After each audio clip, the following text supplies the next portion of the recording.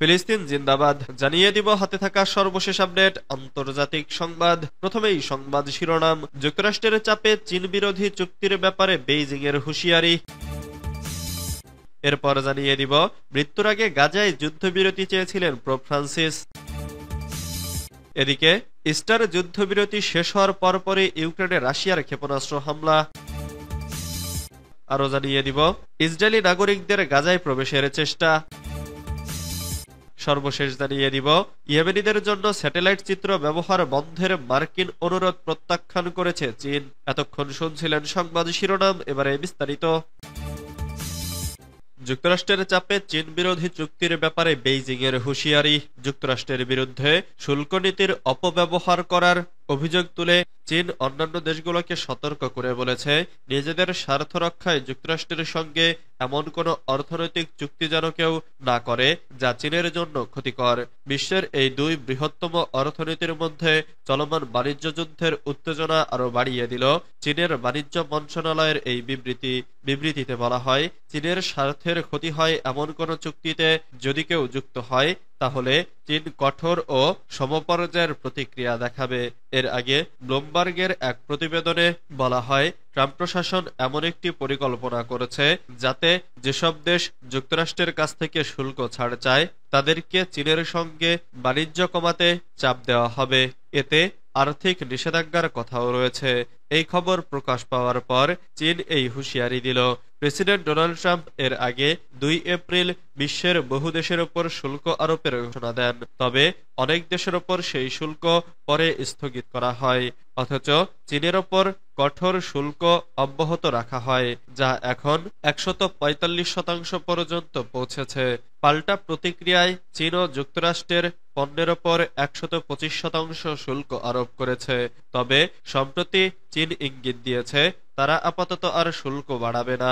চীনের বাণিজ্য মন্ত্রণালয়ের মুখপাত্র বলেন, যুক্তরাষ্ট্র তথাকথিত সমতার অজুহাতে সব বাণিজ্য অংশীদারদের ওপর শুল্ক আরোপ করেছে এবং অন্যদের পাল্টা শুল্ক আলোচনায় জোর করেছে।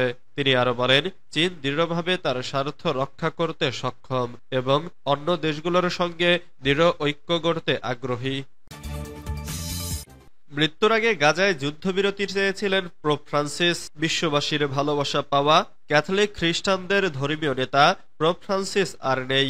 স্থানীয় সময় সোমবার 21 এপ্রিল ভোরে ভ্যাটিকানে শেষ নিঃশ্বাস ত্যাগ করেন এই মানবিক নেতা। মৃত্যুকালে তার বয়স হয়েছিল 88 বছর। তবে মৃত্যুর আগ মুহূর্তেও তিনি উচ্চারণ করে গেছেন শান্তির কথা। ফিলিস্তিনের অবরুদ্ধ গাজা উপত্যকার দিকে ইঙ্গিত করে বলেছেন, যুদ্ধ থামাও, জিম্মিদের মুক্ত করো, শান্তির পথে এগিয়ে চলো। ইস্টার সানডে এর আগের দিন হাসপাতাল থেকে সদ্য ফিরে আসা অসুস্থ Pope Francis Vatican Saint Peter's ব্যাসিলিকার বারান্দায় দাঁড়িয়ে বিশ্ববাসীর উদ্দেশ্যে উর্বি এট অর্বি আশীর্বাদ পাঠ করেন।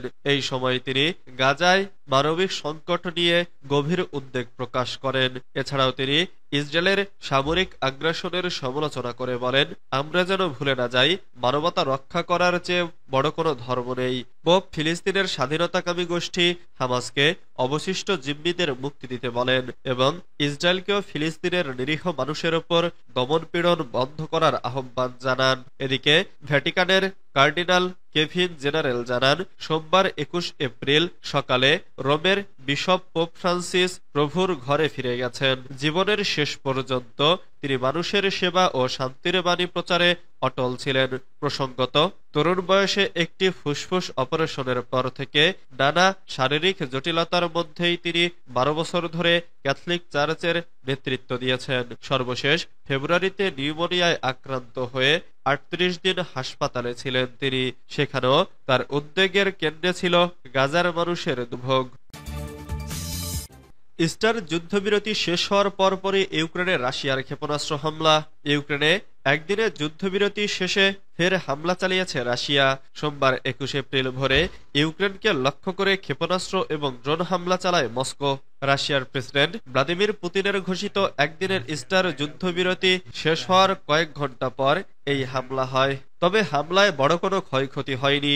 আঞ্চলিক ইউক্রেনীয় কর্মকর্তারা সোশ্যাল মিডিয়ায় জানিয়েছেন, হামলায় তাৎক্ষণিকভাবে হতাহত বা বড় ক্ষয়ক্ষতির খবর পাওয়া যায়নি। তবে সোমবার মধ্যরাতের পর থেকে পূর্ব ইউক্রেনে বিমান হামলার সতর্কতা জারি করা হয়, যা এখনও প্রত্যাহার করা হয়নি। ইউক্রেনীয় বিমান বাহিনীর তথ্য অনুসারে কিয়েভ এবং কেন্দ্রীয় অঞ্চলগুলোকে প্রায় 1 ঘন্টার সতর্কবার্তা জারি করা হয়েছিল। ইউক্রেনের রাজধানীতে হামলার কোনো খবর পাওয়া যায়নি। তবে বন্দর শহর মাইকোলাইভের কর্মকর্তারা জানান, তাদের এলাকায় রাশিয়ান ক্ষেপণাস্ত্র আঘাত হেনেছে। সেখানেও তাৎক্ষণিকভাবে ক্ষয়ক্ষতির খবর পাওয়া যায়নি। এদিকে আঞ্চলিক কর্মকর্তারা জানান, ইউক্রেনের সীমান্তবর্তী রাশিয়ার ভোরোনেজ অঞ্চলেও রাতভর 2 ঘন্টা ধরে বিমান হামলার সতর্কতা জারি করা হয়েছিল এবং তুরস্ক ও বেলগরদের সীমান্তবর্তী অঞ্চলেও ক্ষেপণাস্ত্র হামলার ঝুঁকি ছিল। এর আগে শনিবার এক আকস্মিক ঘোষণায় পুতিন জানান, মস্কোর স্থানীয় সময় রোববার মধ্যরাত পর্যন্ত ফ্রন্টলাইনে সমস্ত সামরিক অভিযান বন্ধ থাকবে। তবে যুদ্ধবিরতির মেয়াদ বাড়ানোর কথা বলেননি পুতিন।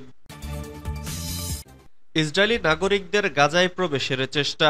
সীমান্তের একটি বাফার জোন অতিক্রম করে ফিলিস্তিনের গাজা উপত্যকায় প্রবেশের চেষ্টা করেছেন বেশ কয়েকজন ইসরায়েলের বেসামরিক নাগরিক। তবে ঘটনা জানার পর ইসরায়েলি সেনাবাহিনী গিয়ে তাদের আটক করে পুলিশের হাতে তুলে দেয় বলে দাবি করেছে ইসরায়েলের প্রতিরক্ষা বাহিনী।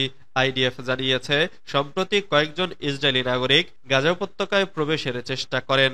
তারা গাজার সীমানা অতিক্রম না করলেও সীমান্তবর্তী বাফার জোনে প্রবেশ করেন। ঘটনা জানার পর সেনাবাহিনী দ্রুত ঘটনাস্থলে পৌঁছে তাদের আটক করে। পরে তাদের পুলিশের হাতে তুলে দেয়া হয়। ইয়েমেনিদের জন্য স্যাটেলাইট চিত্র ব্যবহার বন্ধের মার্কিন অনুরোধ প্রত্যাখ্যান করেছে চীন। মার্কিন পররাষ্ট্র দপ্তর জানিয়েছে যে ইয়েমেনের আন-নাসরুল্লাহ যাতে স্যাটেলাইট চিত্র ব্যবহার করতে না পারে সেজন্য ওয়াশিংটনের অনুরোধ প্রত্যাখ্যান করেছে চীন। ওয়াশিংটন দাবি করেছে যে লোহিত সাগরে জাহাজগুলোকে লক্ষ্যবস্তু করতে ব্যবহৃত হচ্ছে ওইসব স্যাটেলাইট চিত্র। ইরিনার বরাত দিয়ে পার্স টুডে জানিয়েছে, দৈনিক ওয়াশিংটন পোস্ট সংবাদপত্র লিখেছে, সাংবাদিকদের সাথে এক সাক্ষাৎকারে মার্কিন পররাষ্ট্র দপ্তরের মুখপাত্র ট্যামি ব্রুস দাবি করেছেন যে চ্যাংগুয়াং স্যাটেলাইট প্রযুক্তি কোম্পানি মার্কিন যুক্তরাষ্ট্রের বিরুদ্ধে আন-নাসরুল্লাহর আক্রমণে সহায়তা করছে।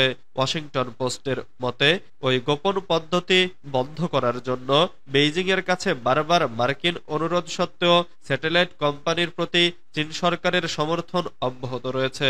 অথচ মার্কিন গোয়েন্দা সংস্থাগুলো মনে করে সরাসরি জাহাজে অব্যাহত ক্ষেপণাস্ত্র হামলা চালানোর পেছনে ওই স্যাটেলাইট প্রযুক্তির সহায়তা নিচ্ছে আন-নাসরুল্লাহ।